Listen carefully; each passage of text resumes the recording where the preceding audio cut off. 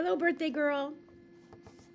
I found out I kind of like reading in this room. I know it's a little weird, but I like it.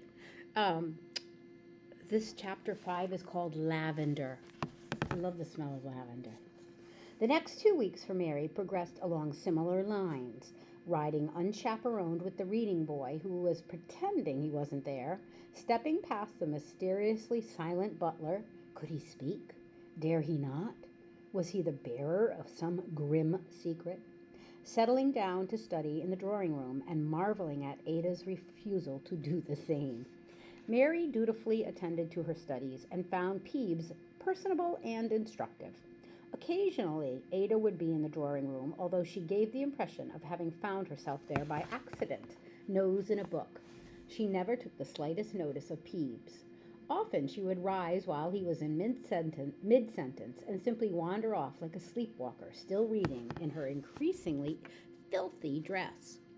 Ada's dress, perhaps originally of a cherry velvet, had blotched and frayed and snagged to the point where it seemed like a circus tent after one too many seasons in the rain.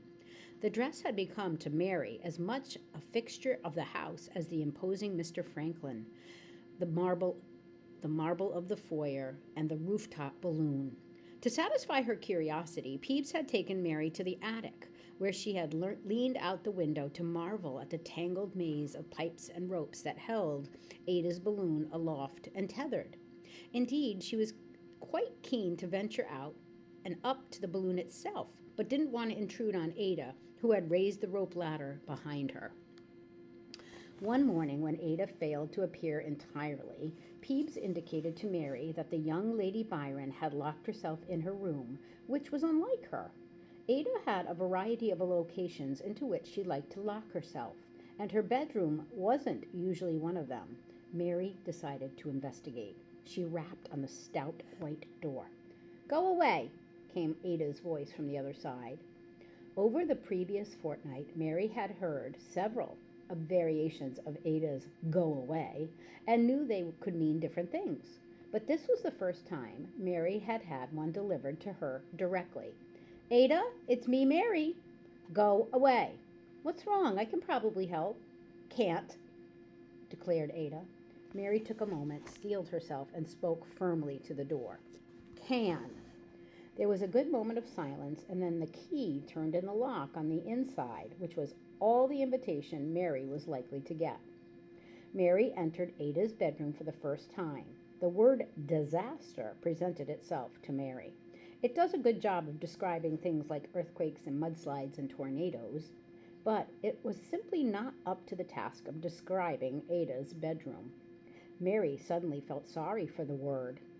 There were books, of course, in sliding piles, propped open and dog-eared. An oil can was upended and seeping black into the carpet, and several ink pots had done the same. Poking halfway out from beneath the bed was a great iron wrench the size of Mary's arm. There were odd and chunky bits of brass, like one might find on a ship, and drawings pinned to the wall in clumps as though they'd grown there. There were dolls, but only in parts, and frequently combined with spring-wound contraptions abandoned mid-construction. Ada, in her nightdress, had sat back down on the only clear spot on the bed, hot tears streaking her face. "Oh, dear Ada," Mary said, "what on earth has happened?" She might have been discussing the state of Ada's bedroom, but all that concerned her was Ada's tears. "She washed it." "Who washed it? What it?" Mary wanted to correct her own grammar, but she found it too easy to slip into Ada's little bursts of information. Mary had learned Ada had two distinct ways of speaking: her usual steady flow of facts and observations and conversation, and the odd, choppy, disconnected word scraps that came out when she was frustrated or merely distracted. "My dress. She washed it. Wrong." Indeed, there was Ada's once cherry dress wadded up into a bundle on the bed. The word washed might have been overreaching. Defilthed would be more accurate. "It looks quite serviceable to me. I'm sure it's perfectly fine." "It smells wrong." Mary took the velvet bundle and gave it an investigative sniff. Lavender. Not supposed to. Dear Ada, I can hardly follow you at all when you're like this. Not supposed to what?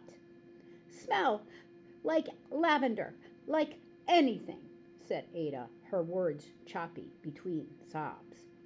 Well, suggested Mary calmly, we might ask Anna to wash it again, only without lavender.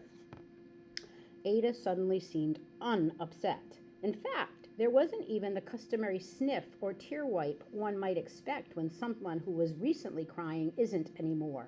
It was like a switch being thrown. There was crying Ada, and there wasn't. Who's Anna? Ada asked, without a touch of emotion.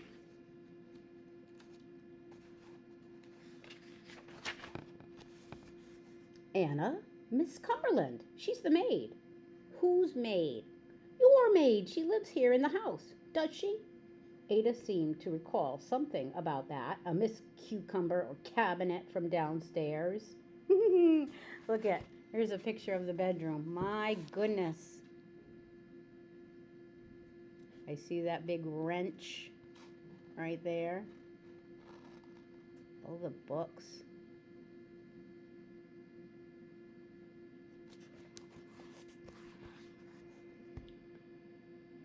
Yes, she'd like to be a lady's maid someday, but for now she's the housemaid. I didn't know there were different kinds, said Ada, wondering why she didn't know that. How do you know about her?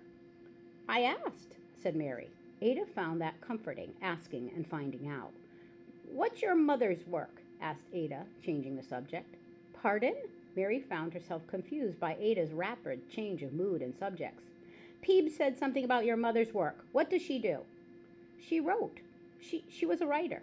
She said that men and women should only be as different as they wish to be, and that education and profession should be available to all. Well, that makes sense, said Ada. It seemed rather obvious to be considered a work, though, in her estimation. She died when I was very small, said Mary. I don't remember her. Ada was suddenly uncomfortable with the small sadness in Mary's words. My father was a writer, too, Ada blurted. He's dead as well, when I was 8. I'm very sorry, said Mary. I really didn't know him, and Mother won't talk about him. She won't let his books in the house. His friends used to come to visit, but she shooed them away. May I ask how your father died? Said Mary, cautiously. 3 years ago in Greece, there was a war. I've seen all the maps. He went to fight for the Greeks so they could have their own country, and he got sick and died. Oh dear, but that's very brave and extraordinarily adventurous. Ada had heard this before about her father, but such comments always evoked her mother's displeasure. She wasn't sure what to think. How did your mother die? Asked Ada. Making me, said Mary. I'm glad, said Ada, and immediately realized it was a horrible thing to say. She wasn't glad that Mary's mother died. She was just glad that Mary got made. That's all she meant. She suddenly felt very stupid and angry at herself. Mary noticed that Ada was holding her breath.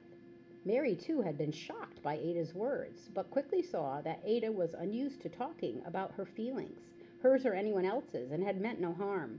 Mary could see it in her eyes, along with the sheen of embarrassment. Thank you, said Mary, clearly understanding what was meant. Ada exhaled. Now, said Mary, let's see Anna about that dress, shall we? Chapter 6 is called The Blah. The Blah. I like that sound, blah. The following week was one of fast friendship for Ada and Mary, and Mary was let in on 3 secrets. The first, to Mary's delight, was the balloon. Mary found that even though she was a 4 head taller than Ada, she could stand in her stocking feet inside the room that was a wicker basket and just barely fit.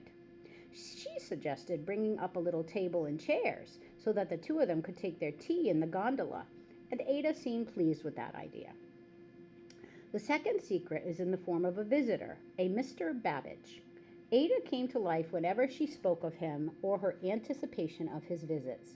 One day, when Ada had disappeared from the drawing room where their studies had been laid out, Mary went to see where Ada had wandered off to, which was the library, as it was more often than not.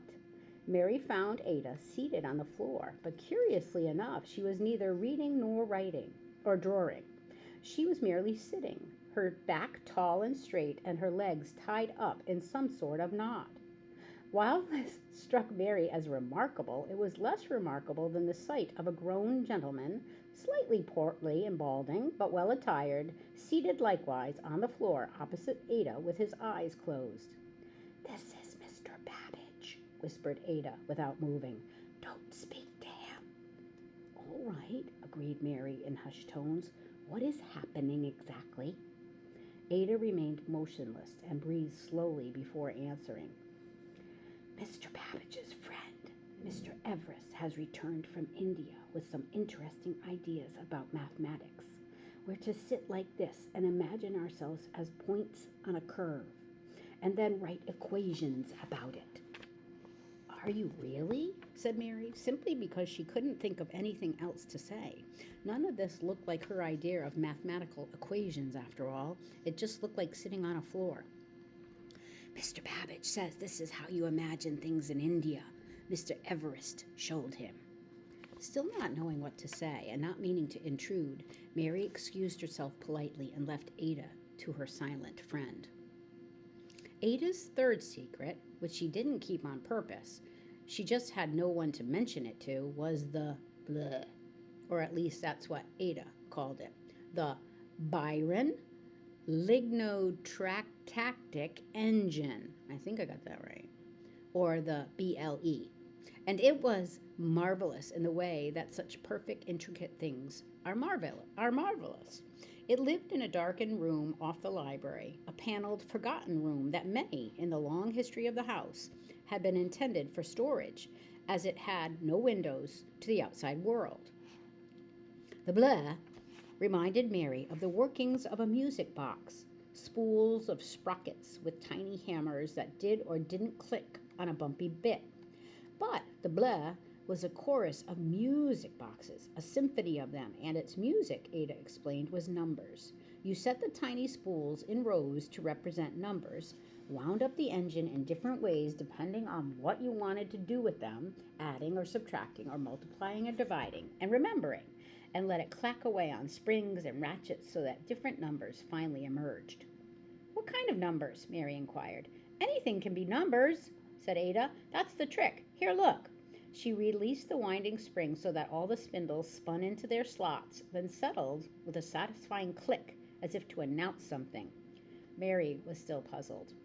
"Not down there. Here, look up there." Ada pointed to a row of upright brass rods, some 32 of them, each with a stack of wooden cubes strung down it. Mary could see that each side of the cube was stained a slightly different shade of brown, from light to dark. The rods had gears along the bottom, and all of it was connected to the cabinet of spindles beneath. "Watch," said Ada. Mary stepped back as Ada once again ran the engine, clicking along its conversation of numbers. But this time, Mary's attention was on the towers of little blocks strung along the brass rods. It took her a moment to understand what she was seeing. A horse galloping. Wow, you gotta check out the picture. Hold on. So there's Ada down in, this corner, making it work. Mary's obviously very, not shocked, but interested. And there's the horse at the top. Do you see it up there? So whatever she's doing is making it move so it looks like the horse is galloping. It's quite the machine. Each cube, now light, now dark, fluttered in place, and the blocks together made a picture, and that picture was moving, alive, wondrous, a horse galloping along a forest of wooden cubes over and over again. Mary didn't realize that her hands were over her mouth until she saw Ada's eyebrow at that odd angle. Mary laughed at herself. "When you say anything can be numbers," asked Mary, "what do you mean?" "This horse, maps, leaves, things that move." "People?" "People, I suppose. I'm better at some numbers than others." "This is marvelous," said Mary. "I know. That's what Mr. Babbage has been helping me with. Or me, him. The numbers. You need numbers to turn things into other numbers." "It's magic." "No, it's simple.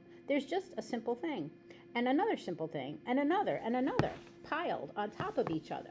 The whole thing is big, but each thing is simple. You just need to keep track. Like a pianoforte, Mary offered. I don't know how to play the piano, said Ada, wondering for the first time if she should. Each key pushes a hammer, Mary explained. The hammer hits a string inside the piano and plays one note, just one. But play the keys together and you get music.